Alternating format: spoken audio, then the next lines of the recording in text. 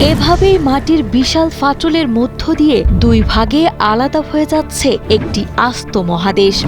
অবিশ্বাস্য মনে হলেও প্রকৃতির এক প্রলয়ঙ্করী পরিবর্তনের সাক্ষী হচ্ছে পৃথিবী।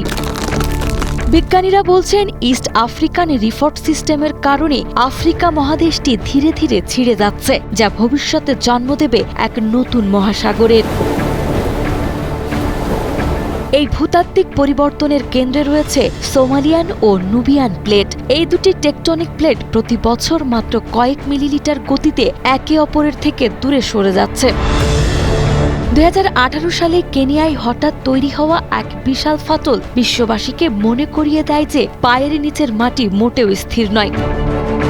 যদিও এই প্রক্রিয়াটি অত্যন্ত ধীর, তবে আগামী 50 লক্ষ থেকে 1 কোটি বছরের মধ্যে আফ্রিকার পূর্ববাহু মূল খণ্ড থেকে বিচ্ছিন্ন হয়ে একটি বিশাল দ্বীপে পরিণত হবে।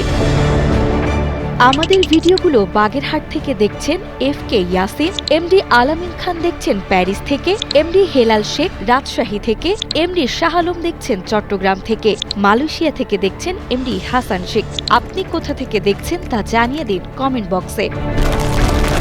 যেখানে আজ মরুভূমি বা সমভূমি, সেখানেই একদিন রাজত্ব করবে বিশাল সমুদ্র। পৃথিবীর মানচিত্র থেকে মুছে যাবে চেনা আকার, যুক্ত হবে নতুন মহাদেশ। কোটি কোটি বছর আগে এভাবেই দক্ষিণ আমেরিকা ও আফ্রিকা একে অপরের থেকে আলাদা হয়েছিল। প্রকৃতির এই ভাঙন আমাদের জানান দিচ্ছে, মানুষের ইতিহাস ক্ষণস্থায়ী হতে পারে, কিন্তু পৃথিবীর রূপান্তর অনন্তহীন ও অবিনশ্বর।